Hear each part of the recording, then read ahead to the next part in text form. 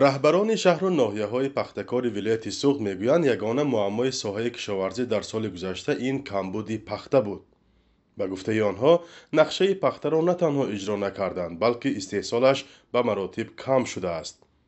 مثلا کشاورزان ناحیه مسجد سال 2024 از هر گکتار تا 13 سنتینر پخته به دست آوردند، هرچند سالهای پیش از 30 سنتینر زیادتر می‌گرفتند. اعظم علیزاده رئیس ناحیه مسجد در نشست خبریش به روزنامه‌نگاران سبب اساسی آن را چنین شرح داد: زیاده از 40% تخمی که در ناحیه ما موجود است همش تخمی‌های تکنیکی بودند. از طرف بعضی سویکوری که اصولی که به فکر ما کم در همین اعتبار ندادیم، در بازارها فروخته تخمی‌ها و در وقتی که حصول بندی میشد گروه کوری میرن در یک گکتار زمین انده 4-5 نمود تخمی ها بوده است. علارش کرده خوشگاه دیخوانی فروختگی همون سویکوری هم کار کردگی هستند نیستند. در وقتی سوال جواب میشد علاقه در حدود ناحیه و ولایت نیستند، بعضیشون موجود مهنتر رفتند کجای یگانه معما. برخی رهبران شهر و ناحیه‌های پختکار عامل دیگری کمچینی پخته را به نامساعدی هوا، کمبود آب و نرخ آن مربوط دانستند. یعنی در ماه می سال روان هوا خیلی پست شد و در ماه اوگوست سال روان باشد هوا خیلی سرد و گرم شد. از همین حساب شانه و گل‌هایی که در پخته هست بواسطه نابود شدند. برای همین ما گفتن ممکن قریب 40-45% حاصلناکی ما رو گم کردیم. 3-4 سال آب کمتر پرابلم شدگی، آب هم تلفن نموندگی،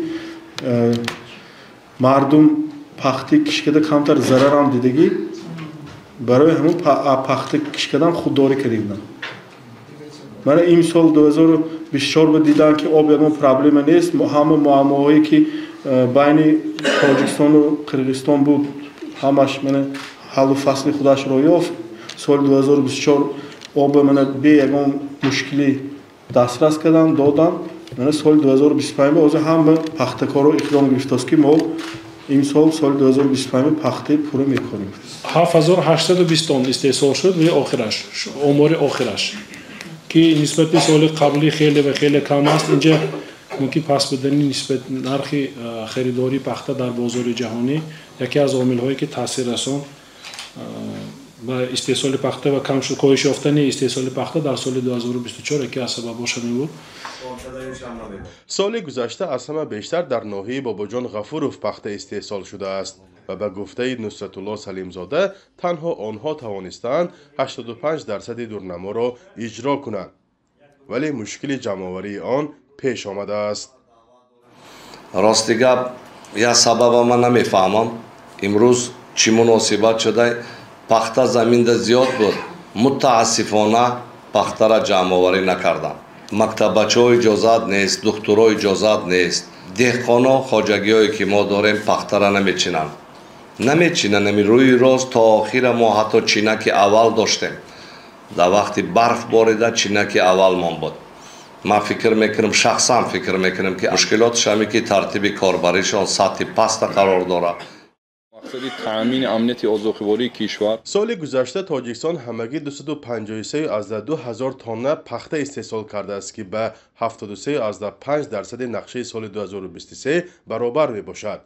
اجرا نشدن نقشه پخته امسال نگرانی را در سطح حکومت به بار آورد و این موضوع به طور جداگانه در جلسه حکومت تاجیکستان بررسی شده است. وزارت کشاورزی میگوید دستور شده است که استحصال آن در سالهای آینده بیشتر شود.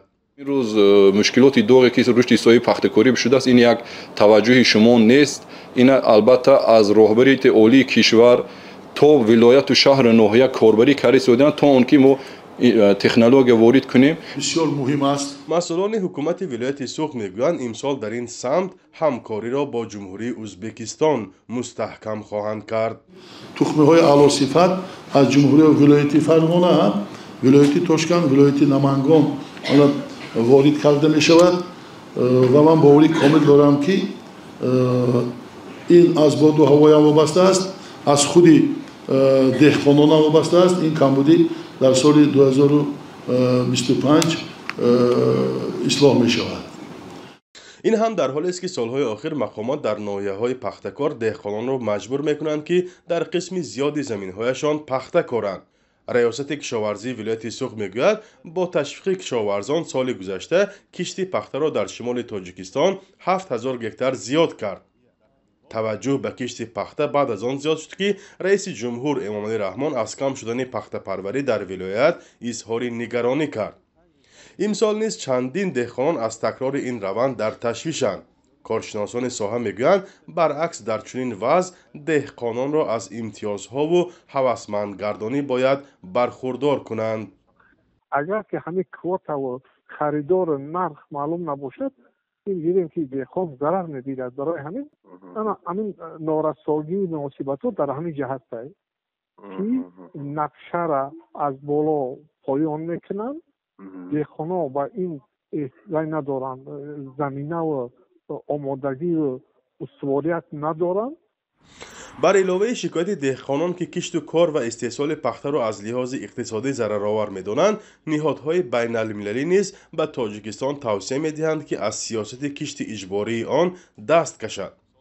پخته یا پنبه از بخش‌های اساسی اقتصاد تاجیکستان است که پس از آلومینیوم ارز نقد خارجی بیشتر را به کشور وارد می‌کند. قربان حکیمزاده وزیر کشاورزی تاجیکستان روز 3 ینور در حضور روزنامه‌نگاران گفت که پخته زراعتی مهم برای کشور است و نمی‌توان از آن دست کشید.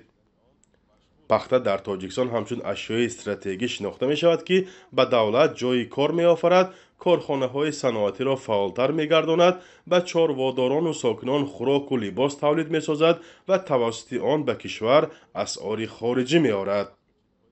فرزان محمدی، رادیو آزادی از ولایت سوخت.